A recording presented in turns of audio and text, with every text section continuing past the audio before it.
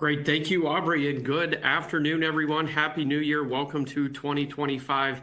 We are certainly excited to be here with you today. We've assembled a great team of experts across different services to provide some hopefully very meaningful insights as to different ways that you can power your business to success into 2025. Quickly about the firm, Clark Schaefer is over 500 employees strong, over $100 million in revenue, 10 offices, and we serve as business advisors across all industries. Collectively, we strive to be trusted business advisors in the areas of financial, technology, operational, and HR. Again, we look forward to this presentation. Please don't be shy about presenting questions within the chat. And with that, let's get started. Introducing our panel here today. So first up on our panel, we have Carly Devlin. Carly? All right, thanks, Phil, and thanks to the audience for being here today.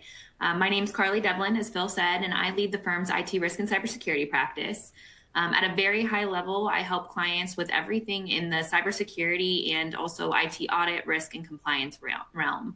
And anything that clients need kind of in that IT risk and cyberspace is what my group does. So in terms of key insights related to cybersecurity, I think many of our clients are having challenges with the ever-changing cyber and privacy regulatory landscape. It's just such a patchwork of requirements in the absence of federal cybersecurity and privacy regulations, which makes it really difficult for organizations to not only maintain compliance, but really just stay ahead of upcoming changes as well. And then at the same time, while trying to maintain compliance, while trying to maintain a security program, organizations are trying to protect against all of the emerging threats that face us due to the advancement of technology, such as artificial intelligence. And I'm sure we'll talk a lot more about AI during the discussion today. And you can't go to a security presentation or conference without hearing about AI. But the reality is that adversaries are using it to generate all kinds of new and creative attack vectors. So creating fake websites, emails, text messages, things that we have trained our workforce on spotting are now changing because of AI. And so security teams have to protect against those new threats. And then finally, organizations are very reliant on vendors, suppliers, third parties to conduct business today. So ensuring that our supply chain and our key vendors are secure and we're managing that risk effectively is really important in 2025, and making sure that we're resilient if there are outages or breaches caused by a third party. Thank you, Carly. Certainly, I know we can't open the newspaper or news today without seeing some cyber incident. It is across industry. Cybersecurity has come to Main Street today, so look forward to hearing more today. Okay, next up is Glenn Plunkett, leader of our technology activation team. Hi, everyone. Thanks for joining us today. The technology activation team specializes in strategic implementation of technology solutions for our clients. And as always, there's a lot going on in technology, but really I'm thinking that we're going to look back a year from now and claim 2025 as a significant milestone. Automation and AI agents in particular, getting a lot of press now. Traditional digital automation still has its place, probably always will.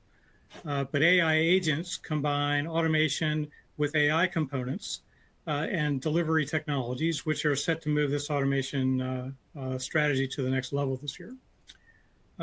Look to it to enable businesses to automate much more complex tasks, more abstract tasks than have been possible before. So really expecting a lot of activity around AI agents, also called agentic AI in 2025. Next, data analytics and business intelligence. This continues to be a major focus area for businesses of all sizes. In particular, we're seeing the small to medium business sector lag behind a bit in this space, but playing catch up and certainly having a lot more tools available to do those kinds of tasks. We see nearly everyone struggling with data readiness on one level or another. Is your data actually prepared for the things that you want to and could do with them? And this is dragging on implementations. Capitalizing on advanced technology is more difficult because the data and the processes aren't ready or they're incomplete. And lastly, next generation tech. There have been a lot of ERP migrations over the past 3 years. We're expecting more of that down market this year. We're also expecting new generations or iterations of key technologies and platforms, and a lot of convergence activity. By that, I mean we're seeing potential for complementary or combinatory technologies to come together. AI is having a huge impact on the rate of innovation, and better technology is more accessible than ever. So what we don't really understand yet is what the impact the incoming administration might have from a standpoint of tariffs on tech imports, intellectual property controls, and artificial intelligence regulations. I'm looking for all these things to develop pretty significantly in 2025. Great. Thank you, Glenn. Good introduction there. And similar to cybersecurity, day doesn't go by where data as well as AI is not front and center in many of our discussions that we're having with clients. And again, AI data has come to Main Street, right? It is no longer simply for the largest of the large. It has now come to Main Street. So look forward to more. Okay. Next up, we have Kathleen Snyder. Kathleen in our HR advisory team. Hi, thanks, Phil, and thanks everybody for joining the conversation today. I think it's going to be a good one. So Clark Schaefer Strategic HR we're an outsourced HR management resource for our clients. We work with organizations that maybe have a lean HR or no HR department. Some of our clients, we are their HR department. Others of them, I like to think of us as we're an extra set of HR hands wherever you need to plug us in. Some of the hot topics that we're seeing with clients in different organizations that we're working with, culture and building a strong culture so that organizations and employers can not only retain, but also attract top talent. And I know we keep a close eye on the job market numbers and things like that. And while the job market is different than what it was, say, 2 or 3 years ago, it's still a tight job market. It's still, and most importantly, it's still hard to find good people with the skill sets that you're looking for. So it's especially important that organizations are working to retain the people they have. So we're working with clients with on-demand HR resources to support both employees and leaders at all levels. Our recruiting team is working with organizations to find that talent and, find that what we like in the recruiting world to call that purple squirrel, that's hard to find talent that's going to meet your organization's needs. We're doing a lot of work reviewing compensation and benefits because that's a big part of retention for organizations. Are you offering the benefits that employees need and what they're looking for? We're doing a lot of evaluations of, do you have the right people in the right seats? And making sure that the people you have, you're capitalizing on their talents and making the most of their resources and things and how for your organization. We're doing a lot of surveys and communication strategies and things, again, for that employee engagement and retention aspect of things. The other piece of things that we're seeing a lot of is growth and development, both for employees and for leaders. Recent surveys said that over 40% of employees surveyed said that they would leave their organization if another company offered better training and development. On the flip side of that, 90% said they'd stay if they could get training and development from their current organizations. That takes it looks at a lot of different ways. It could be mentoring, it could be actual training, it could be on-the-job training. There's a lot of different ways to go about it. So we're working with a lot of organizations to do what we call a training needs analysis. And where are the gaps in your skill sets, both from a behavioral standpoint and skill sets, but also in the actual technical standpoint and skill sets. And then the last piece of things that we're seeing a lot of is understanding the changing needs of your workforce. I'd be hard pressed to say there's a time when the needs of the workforce and AI and all this technology that we're talking about is driving a lot of that. The needs of the workforce is changing constantly. We're hearing so much about bringing return to office, letting people work remote. What are the impact of all of that? So our team does an amazing job of just keeping our pulse, keeping our finger on the pulse of what's happening with that, and then partnering with our clients to make sure that we can help you wrap your HR strategy around what your company strategy is to help your organization be successful. Phil? Great, thank you, Kathleen. Yeah, certainly. I mean, critically important is to not forget there is a human component to all of this, whether from a technology, operations, even cybersecurity, right? So, how do we manage through change agency with our people is critical. So, great, thank you.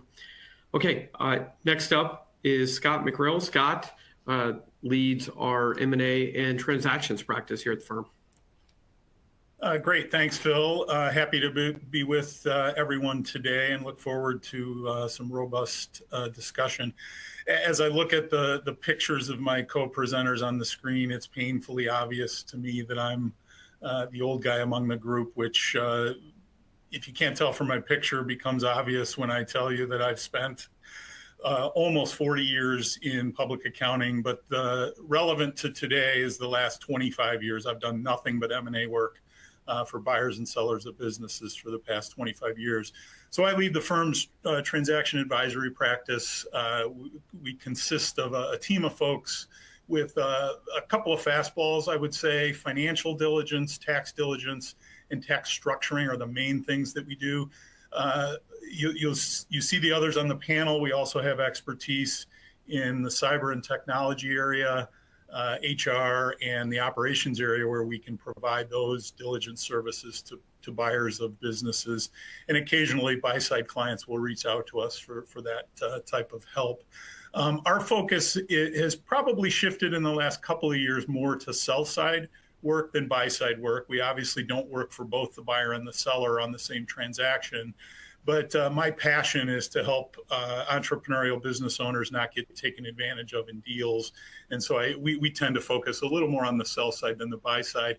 To be clear, we are not investment bankers. And later on, I'll touch more on some of the other players in a typical deal. But we generally work side by side with investment bankers in a sell side effort. They do the marketing side of the equation, and we help with the numbers and other matters to clean up the business and get it ready for a transaction. So in addition to answering any questions that may come up today, I thought I would share a few insights as to what we're seeing in the current M&A market. And there's a couple things I'll point out. There's two things that are always certain in the M&A world. There will always be businesses for sale, and there's always money and qualified buyers out there looking for good deals. So despite everything we hear about how interest rates, the political environment, et cetera, can impact the deal market, although that's true, I think the impact of those things is way less than a lot of people think. With what's happened in the U.S. market in D.C., changes in administration with a presumably more business-friendly environment and a less regulatory environment, I do think that we're going to see an uptick in deal activity in 25. A lot of my resources that I go to, in addition to just running around in conferences, I rely on GF data, PitchBook, ACG surveys, and JP Morgan does an annual presentation that has a lot of insight about the deal market. And JP Morgan is predicting an uptick of 10 to 25% in 25 after a couple of down years in 23 and 24. So just a couple other points about the lower side of the middle market, which is where we spend most of our time. Valuations are amazingly consistent when you look back over the last decade plus. Right around 7 times EBITDA is where most transactions are valued. And the leverage on transactions, despite movements in interest rates, usually around 3.5 to 4 times in debt, with the rest coming in equity. There's all kinds of factors that impact that. The size of the company, the quality of the company can have a huge impact. Generally speaking, the smaller the business, the smaller the multiple. And so before I get the hook from Phil, I'll wrap it up there and look forward to some additional conversation. Great, thank you, Scott. Yeah, and I know we're seeing already anecdotal evidence of the deal market heating up, or late 24 and already here early into 25. So no, there's lots of folks evaluating both buy and sell side in this market. So appreciate that. Okay, last and certainly not least is Joe Brown. Joe Brown leads our operational excellence practice here at the firm. Excellent. Thanks, Phil, and thanks everybody for joining today. So operational excellence for us exists, I'll call it a join of business process optimization, change agency, and project management, operational value for our clients. So I guess in terms of key. Joe, if you can hear me, you're going in, you're glitching. What I'm thinking about in terms of Joe, you're glitching a little bit. If you want to go off camera, if you kind of disable your camera there, that might help with your bandwidth so that the audio does not cut out. There you go. Yep.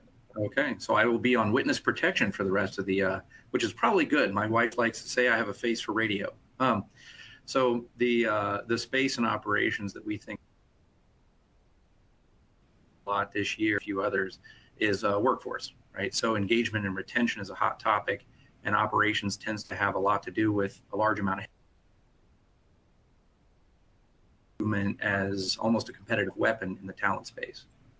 One other point that you've heard already is strategic sourcing, right? So supply chains are in a lot of global disarray, whether it's government turnover globally, as well as the most recent administration changes here in the U.S. and what impacts those are going to have on supply chains overall. And then the last, I think I mentioned, change agency is critical. So regardless of what strategies you and your firm are chasing this year, you need to have that strong alignment internally to navigate those changes and make them successful. So with that, I'll turn it back before I glitch again, Phil. Great, thank you, Joe. Yep. So obviously we have a esteemed panel here covering many different areas that impact your business or organization, and appreciate that. Here today we have some certainly government entities. We have not-for-profit entities that have joined today. We have large businesses and we have some smaller businesses. But in an attempt here to really think broadly about what are we seeing and what are our clients talking about? What are they asking about? We wanted to bring together this team, this very diverse team from a technical background to provide some interesting insights. So with that though, our ask of you here, and if you look at the screen, we have put a polling question up just to catch the temperature of the participants here. So what is your organization's most important investment priority for 2025? Certainly we have had, while you all are answering that, we've had this discussion with our clients the past couple of years about, and it's been required as we think about coming out of COVID and a lot of the changes that were in place with high interest rates, with the challenges around human capital and finding human capital, the continued directional either onshoring or nearshoring of different manufacturing or even service businesses. A lot of these changes have kind of shaken the tree of prioritization around investment priorities, and we'd love to take a bit of a pulse here around where you all are thinking today. So it looks like we're getting some really good input here. So I will share the current poll results. So looks like we've got technology modernization, but talent development and process optimization really leading the way. Risk management and M&A kind of similar there to tech modernization. So that certainly helps as we think about some of our topics here today and where we'll focus time. One other question. So appreciate your inputs there. One other question here around risk. So what risk factor most concerns your organization for 2025? We certainly talk about risk very, very differently today than possibly we did several years ago because of some of the learnings coming out of COVID, where I don't think anybody could have predicted the huge issue of supply chain risk that was generated by that. Not only that supply chain, but also human capital and risks that were generated from COVID related to human capital were real. So where are folks' heads around risk today? Certainly, we've got a different geopolitical environment, a new president coming in, but it looks like, and again, we're getting good participation here. So I will push these here to share. So yeah, so it looks like no surprise, the continued economic uncertainty. I not surprised in that we certainly hear that quite a bit. Regulatory changes, although that'll be interesting with the new administration. How do they impact that, and will they take a real swipe at reducing regulatory matters out there, talent and workforce, technology disruption, and geopolitical. Okay, so all in all, we're somewhat equal, but for the geopolitical events of the day. So no, thank you. That is very, very helpful. So I think and this is panel discussion, and so would love to, as you all have questions, please feel free to drop them in the chat box. But I would like to hop around here a little bit as we think about some of that initial polling. And so as we, one of those top polls was around operational or organizational improvement, and what are, that is an important investment area. So would like to dig into that a little bit more. So here we've got another poll question, and then we're going to dive into our team here.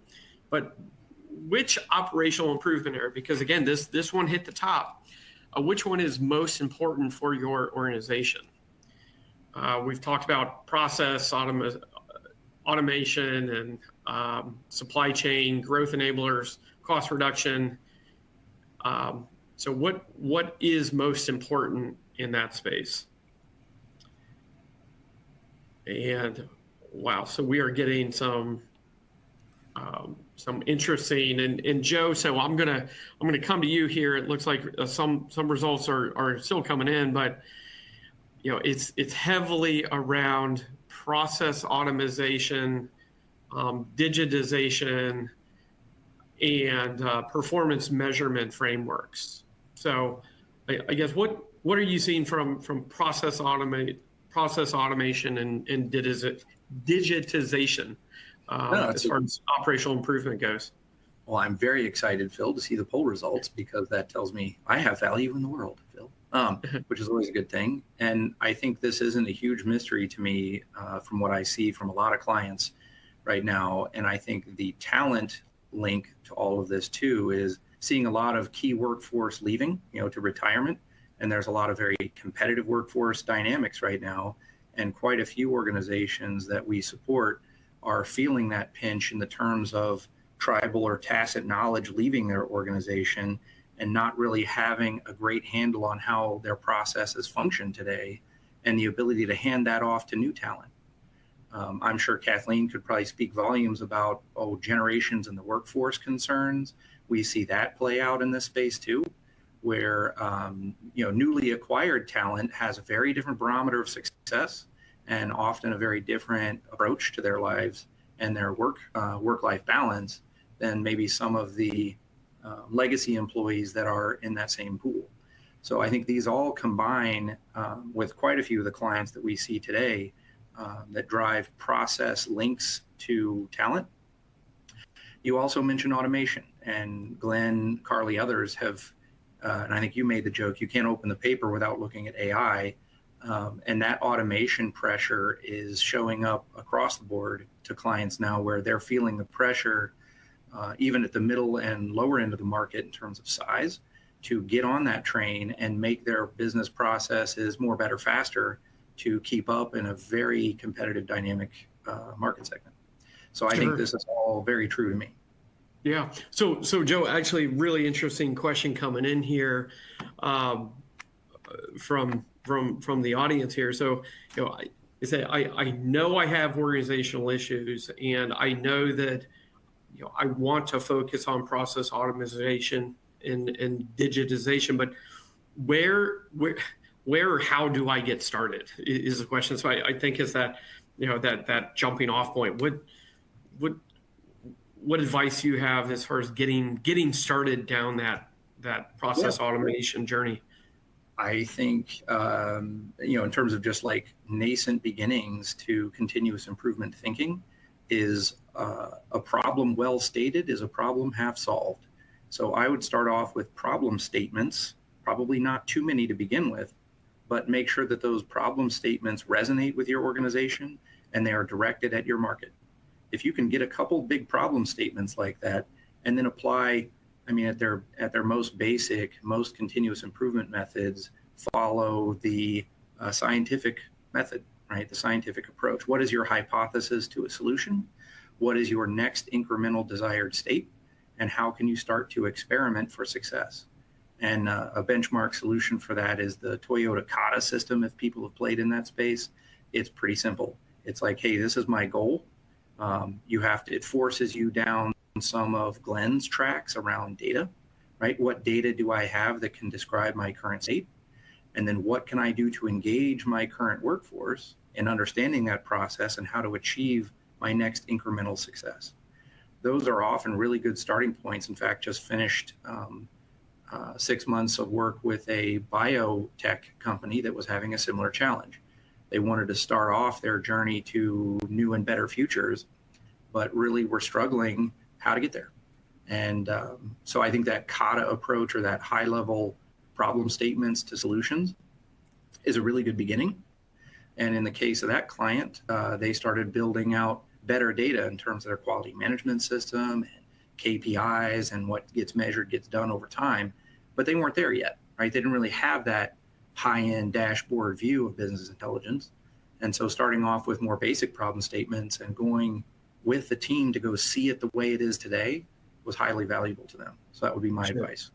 Sure. So put differently, then almost a inventory issue inventory with a roadmap to the desired end state, right? So know and understand the problems today, identify which high value that you can solve, and attack those.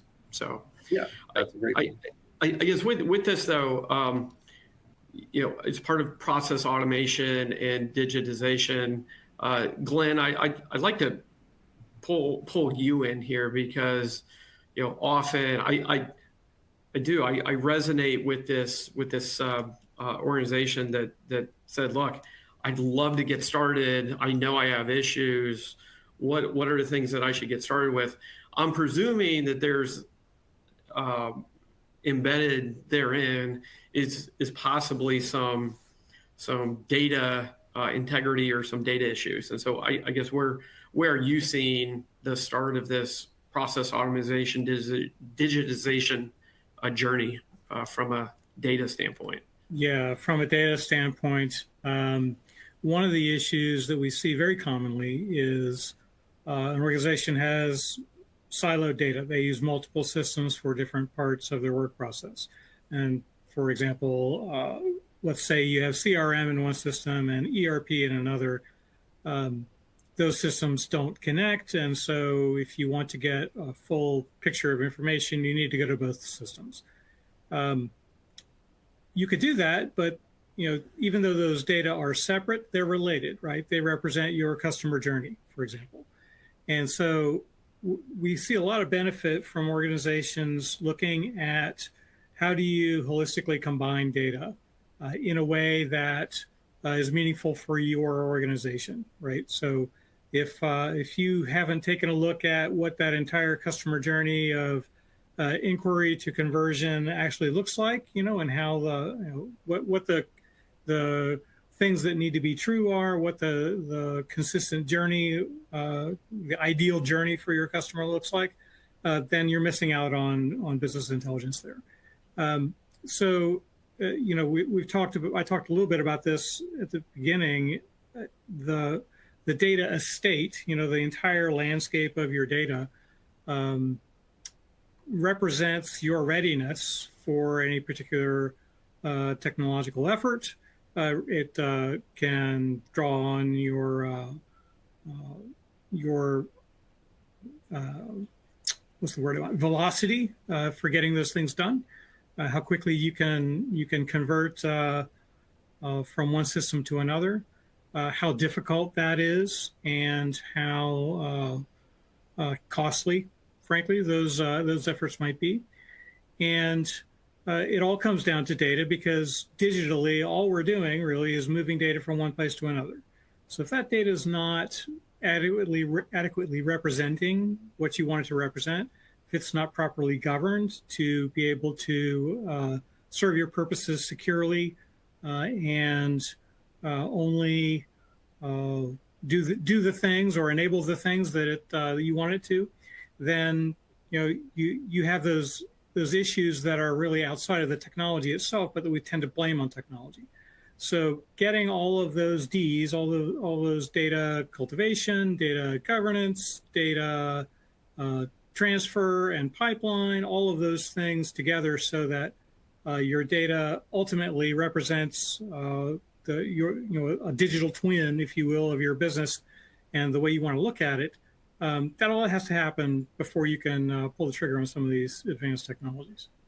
Sure. Well, and Glenn, I know we have clients that are continually surprised about the amount of data that they actually have within their organization, right? It's just either not being presented in a meaningful way, it's not being accessed, or it's not being accessed universally so that it can be compared against data in a different business unit or a different facility or a different department or whatever it may be, right? And so, some of those early ahas that we have seen with clients kind of going down a data digitization automation process are even some simple what may be perceived as elementary or BI dashboarding, right? Microsoft BI dashboarding can have a remarkable impact on business decision making, and as I said earlier, that's now at Main Street. Like BI dashboarding is available, very cost effective for virtually any business or organization out there today. And so, yeah, I mean, there's a lot of data already inherently within businesses and orgs. How are they utilizing it?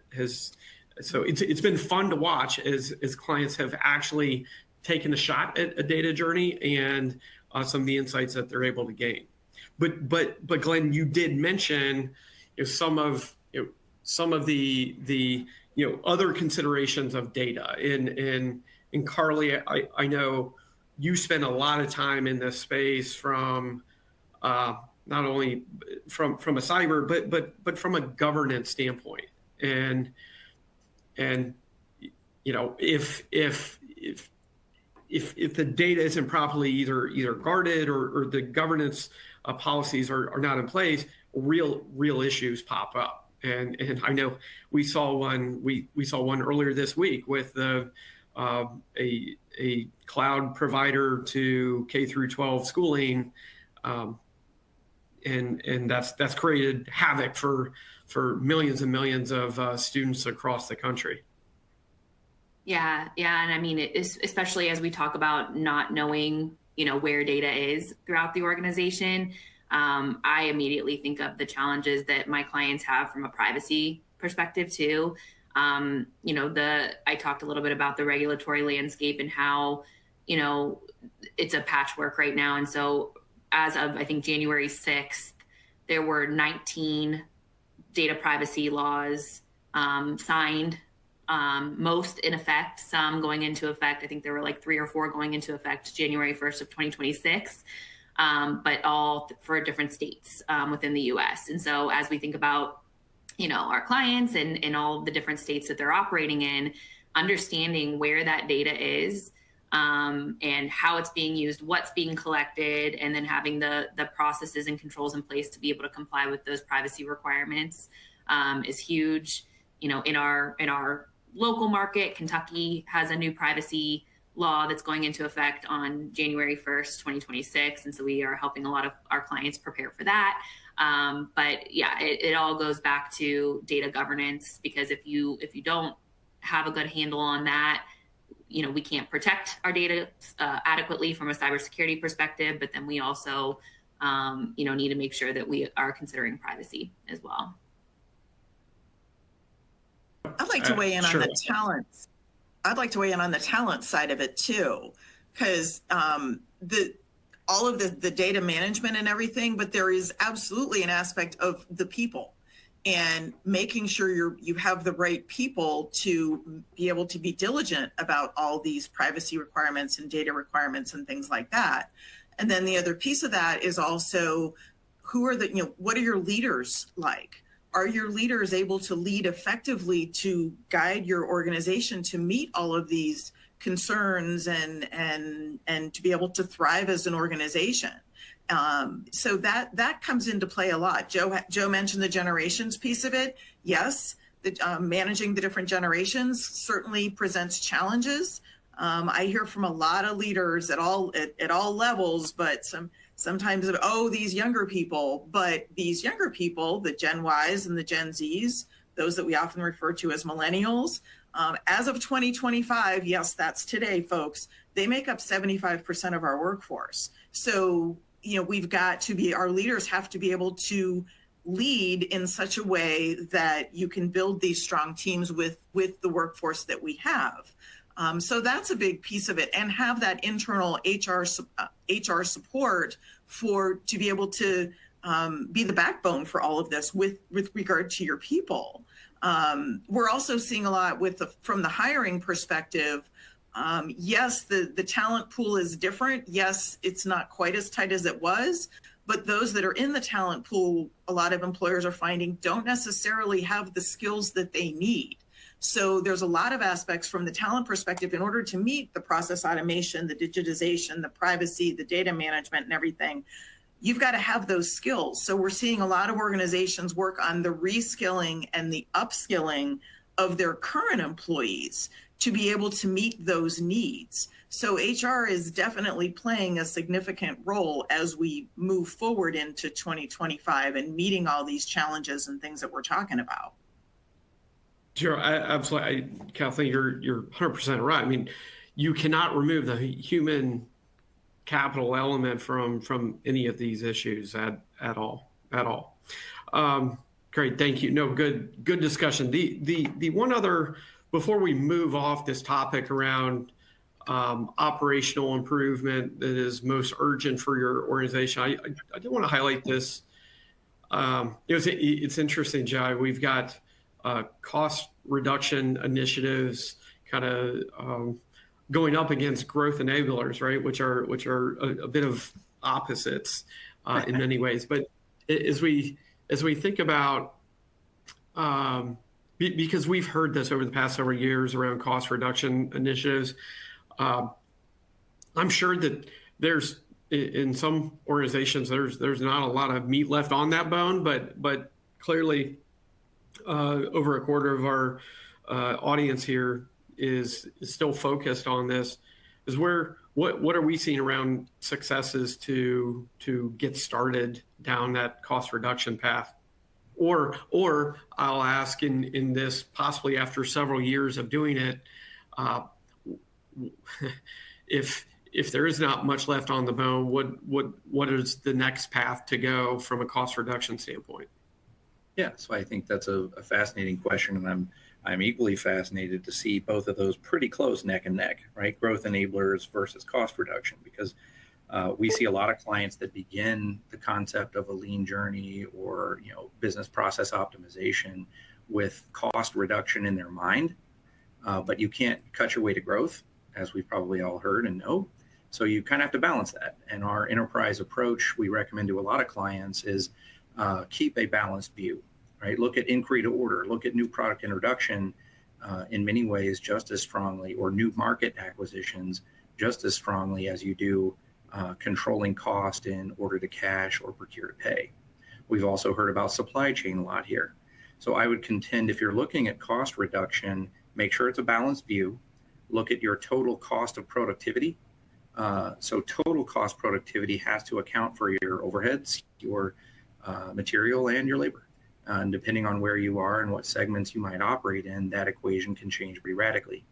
And don't ignore your supply chain. So very few companies make everything that they sell. Virtually no one does that.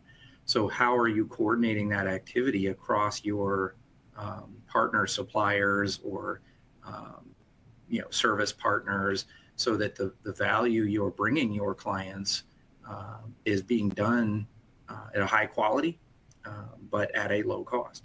So that's the value equation everybody chases. And you'll run into all kinds of stories out there, and we've certainly seen our share of clients that are like, oh, we flatlined against costs, so what's left? Well, you can still sort that impact and implementation matrix down and see opportunity, right? It's just highly dependent on the situation. And then often, as Scott has mentioned, M&A, right? So we're seeing a lot of industry action right now in integrations, and that triggers a lot of other digital activity. But to get that total cost out, you have to understand the whole picture. So I would say, the bottom of that bucket is nowhere in sight yet. People have been saying that for generations. Sure. No, thank you, Joe. And interesting, you brought up the deal world, because we had a question coming in here. So I'm looking at, and Scott, I'm going to point to you. So the question is around, I'm looking at selling my business in the next couple of years. Should I focus on these operational improvements now? So I guess I'm fairly certain I know directionally where your head is on this, but what are you seeing businesses do ahead of deal related to operational improvement? Yeah, thanks, Phil. And as I've been listening to all these comments, with my deal hat on, you sort of think about these things, and you can think about them pretty dramatically differently if you're a buyer versus a seller. And in what we see in the deal world, for example, a seller might go through an exercise to cut costs, scale back, skinny down talent, and frankly not spend the money they should spend because of their intuition about valuation, right? They want to improve EBITDA to try to drive up the price. Generally speaking, I tell clients that's a huge mistake. You really need to operate the business as if, on the one hand, as if it's always for sale, but on the other hand, operate it the way you would operate it if you're going to own it and you want to maximize profitability and success for the long term. Because any buyer that comes in and looks at a business that has skinnied back and tried to sort of hide missing expenses, they're going to get found out in the diligence exercise, and it's not going to do you any good. So, back to your direct question about what to do to prepare, there's a balance, right? You should always be thinking about these things, and to the extent you can clean stuff up and fix it before you take the business to market, the better. The more you can do, the better. But there's a balance. And even if you can't get everything fixed and ready to go before you sell, preparation is critical, because if you're prepared for that transaction, even if you know things that should be done and you either don't have the resources, the time, whatever it is to get them accomplished, to be able to have honest and direct conversations with potential buyers about those things, and to show that buyer that you've thought about this stuff and you're prepared to help in an integration and in a transition to get them done, that goes a long way. And smart buyers will appreciate that, and they'll value that. And often that'll show up in the ultimate purchase price for the business. Yes. Well, and Scott, I mean, it's not just operational. I mean, there's operational diligence, tech stack diligence today, human capital diligence. So it's really gone beyond the financial diligence that a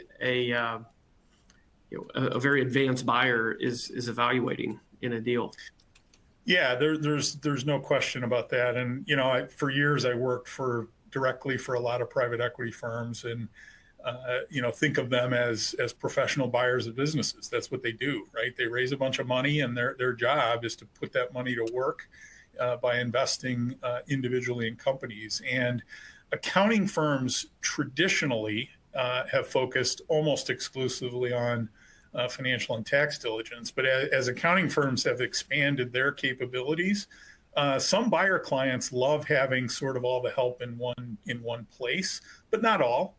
But you're absolutely right. Even if my team isn't doing that kind of work outside of traditional and financial and tax on a deal, that buyer and that private equity firm is almost certainly engaged some other folks to help in those areas, and they become very important. In every deal, it starts with the numbers. At the end of the day, that's how deals are valued, but it's the run rate and the true pro forma profitability of the business is what they care about. The GAAP answer and the GAAP financial results, frankly, are less important to smart buyers than the true cash flow potential of the business. Sure. Okay. No, thank you. Good discussion broadly there around just, again, all that spurred off of that initial question around, what is your organization's most important investment priority? And as we think about process optimization here going forward, great discussion. Appreciate that. So another that was punching towards the top was around technology, and so would love to take a little deeper dive from a tech standpoint on which technology initiative is most critical on your organization's 25 roadmap. So is it Gen AI, legacy system modernization, or custom dev, RPA, or intelligent automation, data analytics, BI, or cost management? So curious where from a tech standpoint folks are focusing. It has been a very interesting year where just the onslaught of AI discussion in the last 12 months has really kind of left this, I think in some ways, left a bit of a void in some organizations, thinking like, well, am I totally missing the boat because I'm not jumping in with 2 feet on AI, because I still have all these legacy systems and processes and things that I need to do from my tech stack standpoint, but all I'm hearing about is AI. And so curious where folks are going with this. Looks like okay, we're getting some pretty good. It's pretty equal here between Gen AI, legacy system modernization, and custom dev, and then some data analytics and BI. I guess, Glenn, let me let me jump to you and what expand on some of your earlier commentary and what are smart businesses doing, thinking about today related to technology? Yeah, these are all great topics. There's still a lot of legacy systems out there and a lot of disconnected systems out there. So I would say that if you have a very old system, it would be smart to look at modernizing it if you can. Maybe more importantly, and I touched on this earlier, if you have separate systems which contain related data, and you need to do data double entry or manual integration between those systems, look at custom integration so that you can get your data flowing from one to the other. Number A and C here, I think, are somewhat related. RPA, or robotic process automation. Yeah, look, nobody selected it.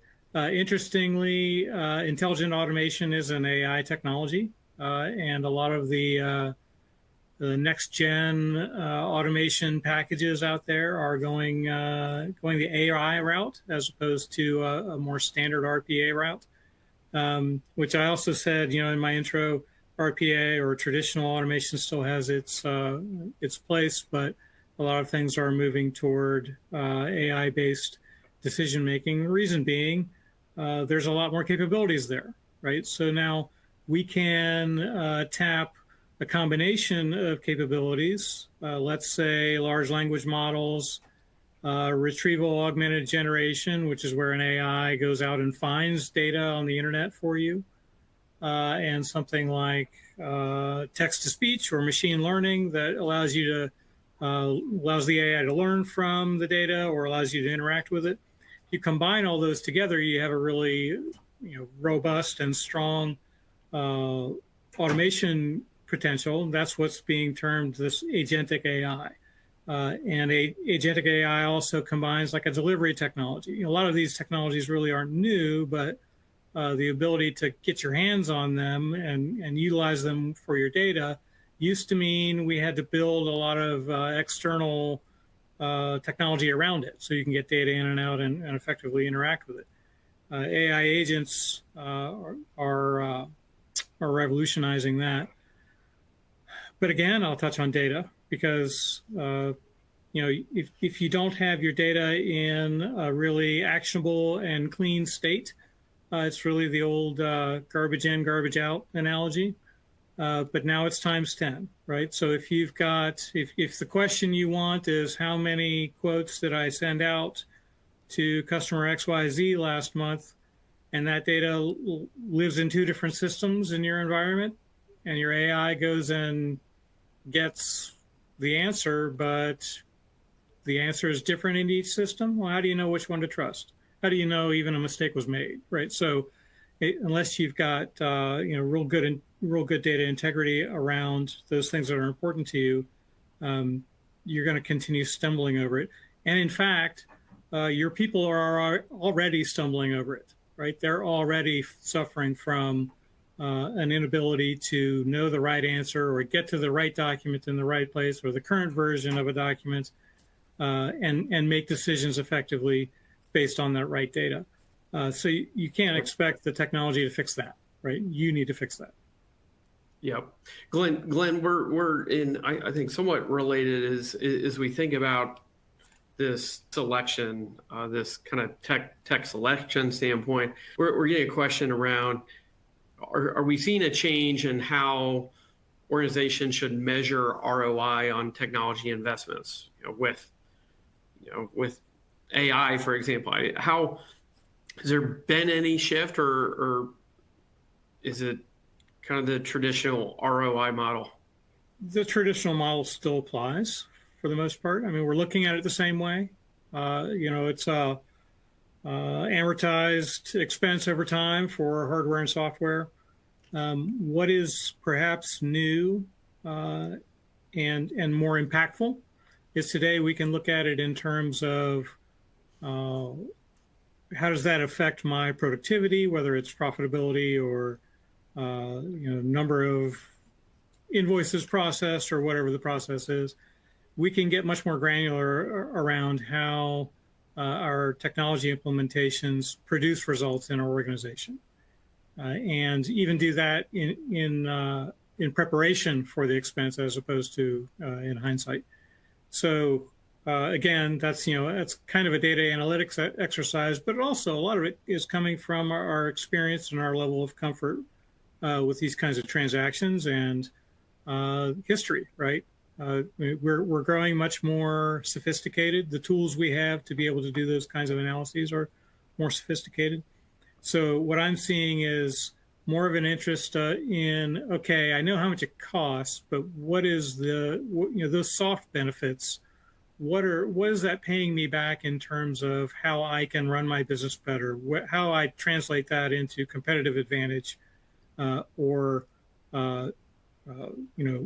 increased and enhanced quality of life, even, right? Those kinds of things can have a quality of life impact, especially if you're thinking something like data analytics, where you are automating and enabling reporting that you used to do manually, which had low value in the work but high value in the result. So those are kinds of the things that people are turning their minds to, as opposed to just how much does it cost and when do I get the historic payback. Yep. No, that's helpful. Thank you, Glenn. Yeah, certainly. Yeah, I think a lot of the same old still applies. The value equation still has to play. We may have some different players in it now and some greater ability possibly to shift, whether from an HR, a human capital standpoint, shifting what people do, right? But yeah, so what will be interesting is as we see more and more adopt there.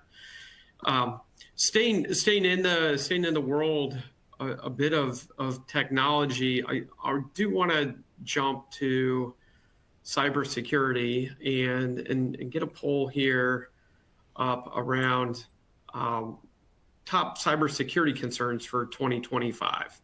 So appreciate that every organization is on a different level of their cybersecurity journey, and hopefully they've not had major issues. But again, as we said earlier, cybersecurity, you cannot get away from it today, regardless of size of organization. So curious where, what is the focus today from a cybersecurity standpoint?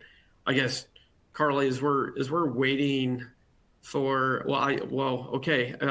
actually clearly here coming in very strong is ransomware attacks, as well as evolving regulatory compliance. So I guess what are you seeing in that space?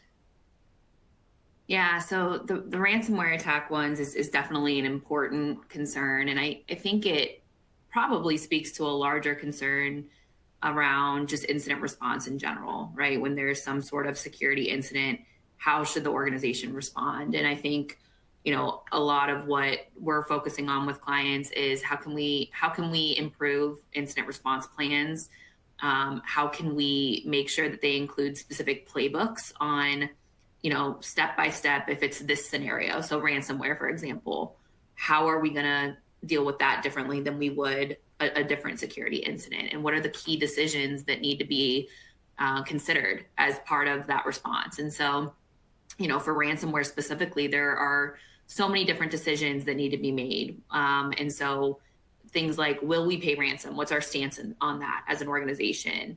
Can we even legally pay it? Is it a country that's a sanctioned country that we legally cannot even pay if it's originating from there? If we are going to pay the ransom, how will we pay it? Do we even know how to go about that process of getting Bitcoin and paying the ransom? What are we going to communicate, and when are we going to communicate to law enforcement, to regulators, to customers, to employees? There's just so many different considerations. And so I think the headline there in making sure that you're prepared for a ransomware attack is, you can have all of you can feel that you have all of the security controls in place in the world, right? You can go through your security assessments, you can get all of the latest security tools to help protect you. But if one employee clicks on a link that they shouldn't, you can experience a ransomware attack. And so I think, like I said, the key is being prepared to respond to minimize impact as much as possible. No, thank you, Carly. A question came in here is, I have cyber insurance. Like, do I even need to do anything? Right. And I know we've heard that one before. I see you smiling, but I guess what's your reaction to that question?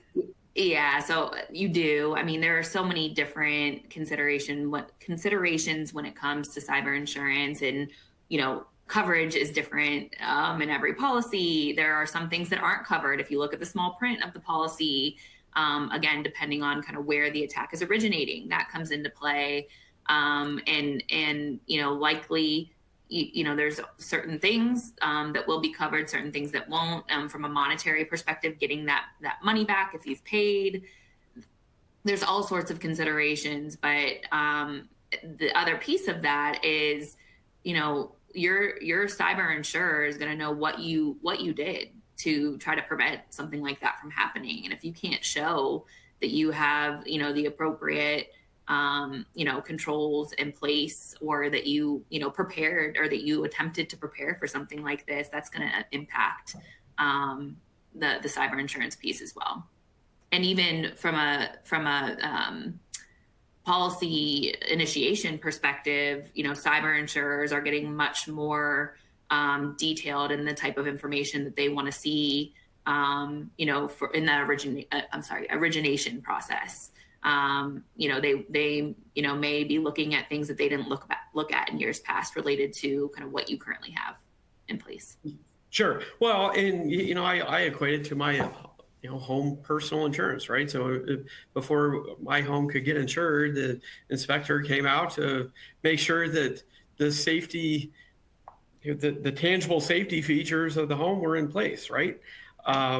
It's very, very similar. You can't just buy cyber insurance today without having the additional safeguards in your operations from a cyber hygiene standpoint. To protect the organization. So, okay, I guess, Carly, the other, it's somebody asking, it's a bit of a broader question, but what can I do now ahead of a third-party breach? Like, so I've not been breached today, but what are the things that you would recommend for this organization do to kind of get, I don't know if they're getting started or what, but they've not been breached yet. What should they do? Sure. So I mentioned incident response planning. Obviously, that's a big one. That will help you minimize impact as much as possible if you are adequately prepared, and if you're actually testing those plans as well, to make sure that folks know their roles and responsibilities. They know where the plan is, how to use it, and then incorporating lessons learned from going through those exercises. But also, I think there's so many different aspects of cybersecurity, right? I could say, doing third-party penetration tests. I could say doing, third-party risk management effectively. There's so many things. And so I think my biggest suggestion would be comprehensive risk assessment. And I know sometimes when we talk about risk management, it's not tangible. You can't see kind of the benefit of doing it right away. But this is one of those things that's going to help prevent breaches and then also minimize impact. Because if you're taking a holistic approach to cybersecurity and looking at it from a risk management perspective, you're looking at people, process, and technology. You're looking at, do we have the right people, the right knowledge, skill set to manage cybersecurity? Do we have the right processes and controls in place to prevent the threats like a third-party breach, among all of the other cyber threats that are out there? And then based on where we may have gaps, what technology do we need to have in place to help us close those gaps? And I think a lot of organizations just start with the technology first, right? They're like, what's the newest, shiniest security tool? Or they try to shift responsibility to a service provider, right? If I just outsource that to a service provider, I don't have to worry about it. It's kind of out of my hands. But if we kind of focus on the risk management first so that we know where our gaps are, then we can bring the right service providers in, get the right tools in place to help us close those gaps. So that would be my suggestion. Yeah, no, helpful. I sometimes just getting started, because I think we've moved on from, again, cybersecurity, much like data and Power BI has come to Main Street, so too has cybersecurity, right? And you can no longer just say, well, this is just for the really large organizations. It impacts anybody that is connected to a connected network or cloud or any of that opportunity to be exposed. So yeah. Great. Well, and Phil, there is also a people element to that. That, Carly made a really good point. If you have one employee that clicks on a bad link, you could have a major serious problem on your hands. And some of that also comes into that's a little bit where employee engagement and leadership comes into play. If you have employees that they don't care, I don't care about I'm just here to do a job. I'm here to punch the clock. I don't care about the organization. Are they really going to give any thought to clicking that bad link, to clicking that link they probably shouldn't be clicking? Versus if you have if you have good leadership, if you have an engaged workforce and people that care about what they do and people that care about the organization, that's also a key piece of that, of going, oh, I know, I know that's not something I want to be clicking on. I need to report that. And as much as, a lot of people might say, well, where do people come into, the HR come into cybersecurity? It's having that workforce that cares about the organization and cares about what they do, that is can have a big impact on that. Sure, for sure. Because Carly, I put you on the spot, but there's the stat out there. A lot of these breaches are not a result of some super technical thing. It's often a failure by some individual. Yeah, the human element is the weakest link when it comes to cybersecurity. That's been proven time and time again, definitely. Sure. Yep. Okay, great. No, thank you.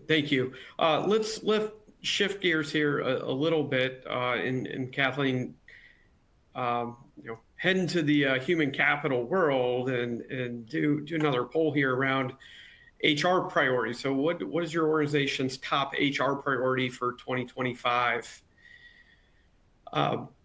As we think about over the past several years, what a remarkable roller coaster it has been from a human capital standpoint, as we went from kind of post. Well, certainly we went from the remote hybrid era and trying to understand who was in office, who was out of office, and then a bit of the return to work for some, and then not for others. Then we went through changes externally, certainly within the economy, and which drove some other drove some job reduction in some places, some job shifting in others. So it's been Kathleen, I would not say that we've had a calm HR world for certainly the last 5 years, right? Absolutely. And all of the items that are on this list are all valid, and we're hearing about them in just many different ways. The remote, I've been asked to speak so many times on the whole concept of the remote work versus bringing people back to the office, let them work hybrid. You see all the headlines. What was it? JP Morgan earlier this week, issued the mandate that employees have to be back in office 5 days a week. You're hearing a lot of the big names with that. And we get asked about that a lot. My advice on that is there's no one size fits all, and you have to look at what's best for your organization.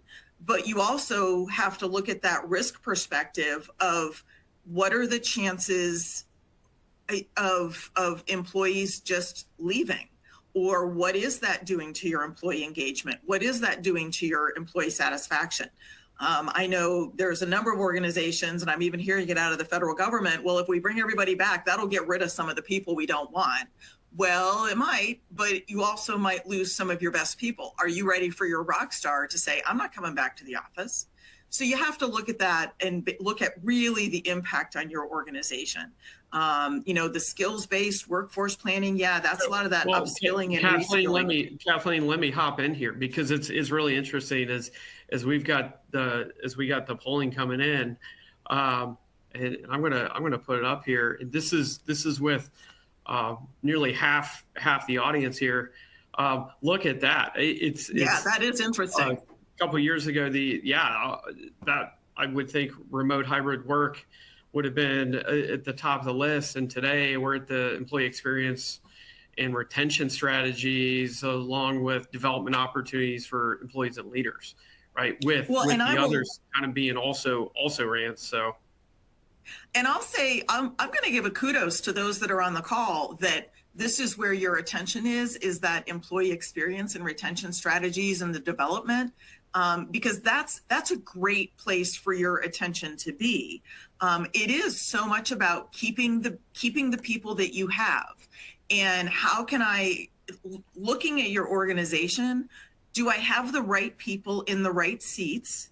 I was just talking to somebody yesterday of doing an inventory of the people in your organization, and depending on the size of your organization, maybe you go department by department. But what are the skill sets that I have with the people in the organization? Am I utilizing those skill sets? Sometimes you've got somebody in a role that they may have a skill set you don't even know about, but having those conversations and being able to adapt your workforce to the skills that are needed. Looking at the structure of the roles you have. But all of those are development opportunities. And we are seeing it more and more that employees, especially the up and coming generations, the Gen Ys, the Gen Zs, they want an opportunity to learn. They want an opportunity for development. They want an opportunity to learn new things. That's one of the things that is so important for organizations to keep an eye on. And sometimes I've found you have to remind people that they're learning. Hey, come here. I want to show you. I don't think you've ever seen this before. I want to show you how I'm doing this. They're learning. Are they sitting in a classroom? Are they sitting on a webinar? No, but they're learning. Sure. Things like that employee experience. How hard and fast are we on the schedule? How much, how do people feel valued? Do people feel like their input is appreciated? All of those kind of things are so critical to keeping the people that we have, because it's not easy to find talent these days. Right. And Joe, let me pop to you real quick, because I know as you're doing a lot of hands-on, on the floor training with leaders at we'll call it, top level and mid-level leaders at different organizations. I mean, this is kind of becoming the new normal from what we're hearing, right? Yeah, no, agreed. And I think one of my, a couple favorite authors in that space, but one I quote a lot is Daniel H. Pink, who does a lot of TED Talks, and he wrote a really cool book called Drive. But the takeaway was autonomy, mastery, and purpose. Right? So I think about that a lot when I talk to clients and their approach to their workforce. And we've also been talking a lot internally about influence leadership, where particularly with younger generations, they don't appreciate a command and control approach. They don't want to be told what to do. They want to help figure it out. So if you can give them that autonomy, and I believe your job as a leader in your organization, as a people leader, is to think about, you need to help them create that purpose. You need to give them some sort of focus, right, of how to create value for customers, or, whatever bumper sticker you're going to approach that with. That's your function, right? But you have to give them the autonomy to succeed in that environment, help them develop the tools and experiences that are going to get them there, and then get out of their way.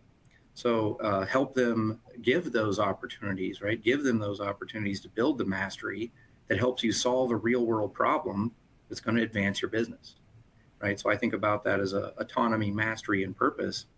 And there's a lot of clients out there and a lot of industry that I think falls in love with the tools.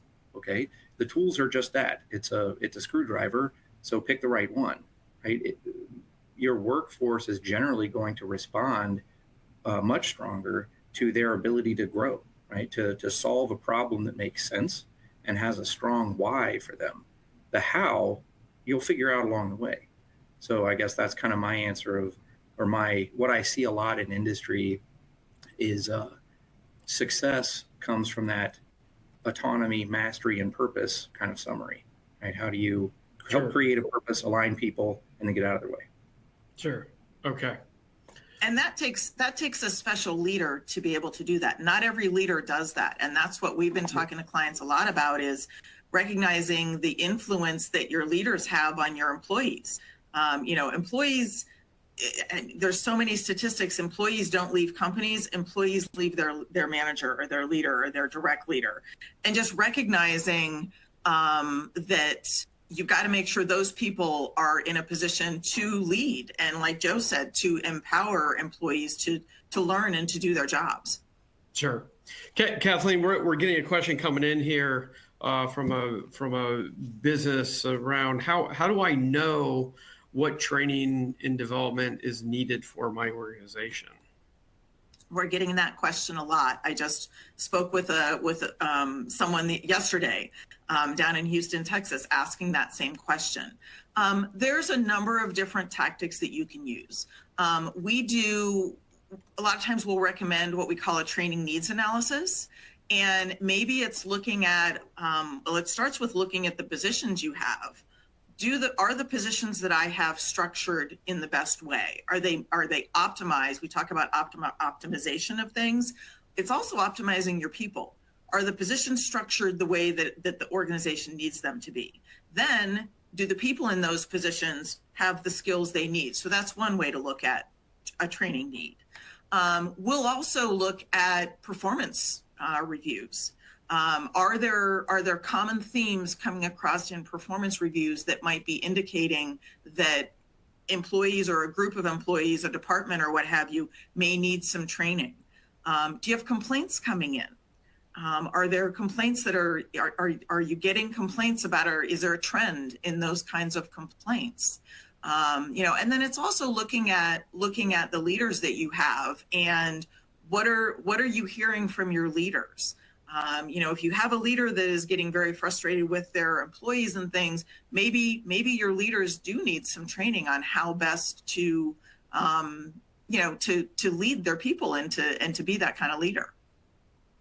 Absolutely. No, that's helpful. And I think that, yeah, clearly, this is top of the list as far as what folks are thinking about and evaluating.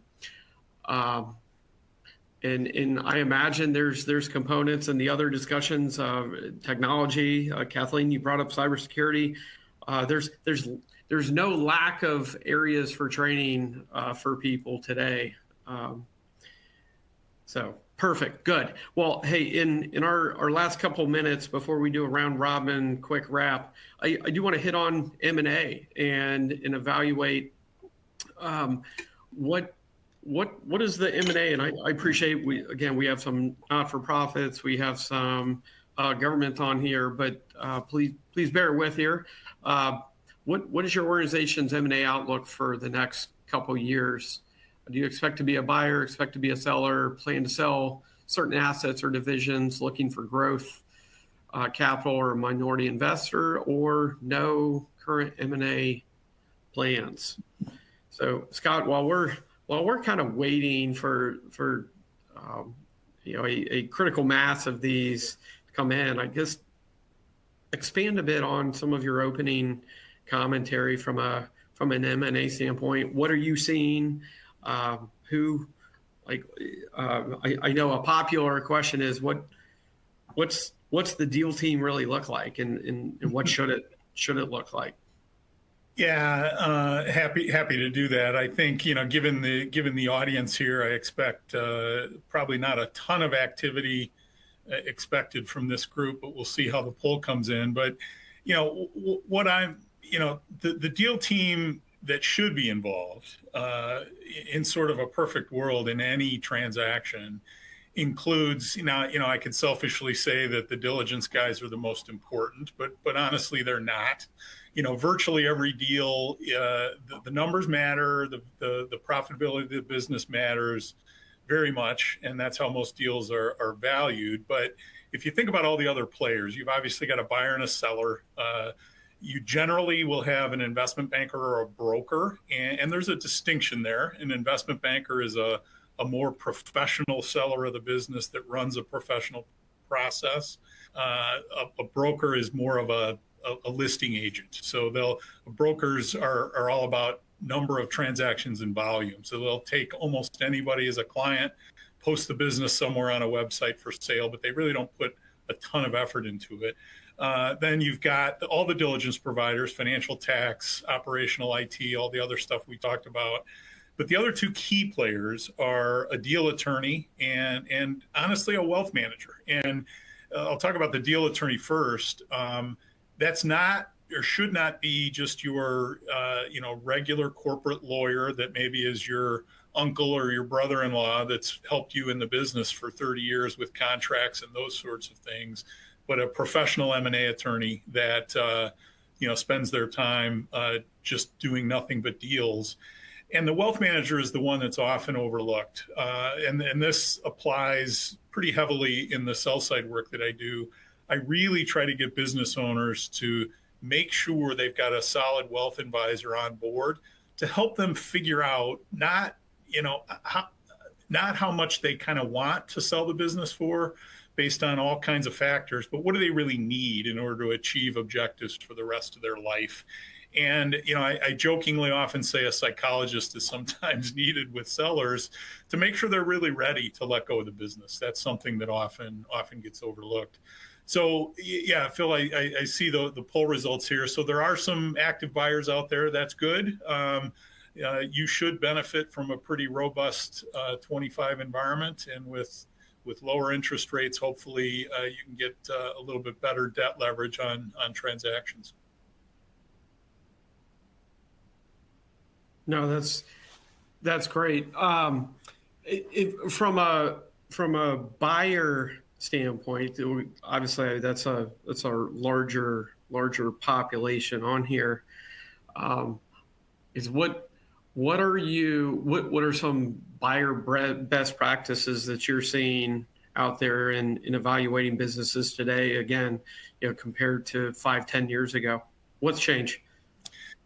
Yeah, I'll tell you what has changed is a lot of the other sort of functional areas that we've talked about on this webcast today. So smart, sophisticated buyers are looking well beyond the numbers, and the cyber and technology space is being looked at much closer than it used to be, because as has been said, all it takes is somebody clicking on one bad link and it can result in disaster. So a lot of sophisticated buyers want to understand what target companies are doing and have done and how prepared are they in that area. Obviously, like I said, everything starts with the cash flow of the business. But beyond that, people are looking a lot deeper in a lot of these other areas of late. Yeah. Absolutely. Well, will be an interesting deal market in 2025. It's kind of the perfect storm with so much change around rates, around the our president, and possible tax legislation coming down the pike, and how that impacts business owners and different types of transactions. So excited to see. It does certainly feel like there's an element of pent up demand and cash sitting on the sideline, ready to be deployed out there, as we've been saying here for a number of months. So perfect. Okay. Well, so we're 5 minutes from our end time. With that, I want to take a quick round robin and ask our panelists here to give any parting thoughts or nuggets of wisdom as we close out. So starting with Carly. Yeah, so I think a closing thought for me would be, if you haven't, or if you haven't for a while, conduct a comprehensive security assessment that maybe uses a security framework. So that would be like a set of security standards. NIST cybersecurity framework's a good one. Incorporate any compliance requirements that you have.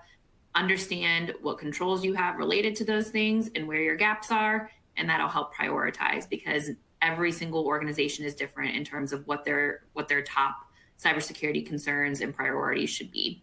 So that would be my closing thought. That's great. Thank you, Carly. Appreciate it. Okay, Glenn. Yeah, I would say things to watch this year. So watch generative AI, watch quantum computing. I'm expecting both of those to evolve significantly this year, and they're going to impact one another and greatly impact where we go in 26, 27, 28. In more practical terms, I would say watch the administration, with tech front and center in a lot of topics, and even potentially new departments within the government. That's going to have some kind of impact on us, which we're still all discovering. And if you only get one major project done this year, make it a data project. Look at buttoning up your data and putting some real structure and governance around it. Yeah, that's great. Makes sense, because got to have good data to utilize a lot of the AI and Gen AI tools out there. Absolutely. So thank you, Glenn. Appreciate it. Okay, next, Kathleen. I think from an HR perspective and from the people perspective, parting thought would be just attracting and retaining your talent. Keeping the people you have is critical. What are you doing on a daily basis? What's the culture you're creating? I'm a big advocate, and I often say we need to be re-recruiting our people every single day. And what kind of environment are you creating? If you can create that strong, engaged culture, that also helps to address a lot of the other challenges that come up. Perfect. Thank you. All right, Scott. Yeah, thanks. I think, I'll close with a couple of thoughts really directed maybe more at sellers and the importance of preparation. The analogy I often use in the M&A space is thinking about selling your house. And if you sell your house, what are you going to do? Of course, you could sell it yourself. I don't recommend it. Most people hire a real estate agent. So think of that investment banker as the marketing arm to get your business sold. And so you always clean your house up before you put it on the market, right? You fix things that are broken, you clean it up, make sure you prepare and do that. And teams like mine and others in different functional areas can be part of that team to help get the business kind of cleaned up and ready for market. So preparation early and hiring yourself or surrounding yourself with the right help is really important. Great. Good advice. Thank you, Scott. Last but not least, Joe. Yeah, I'd say know what problem you're trying to solve.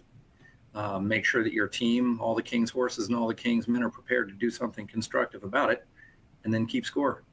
Right? Are you winning or losing? And who's doing what by when to drive the value you seek? I think if you can answer those questions, you're probably well on your way to some good operational improvement in 2025. No, that's great. I thank you.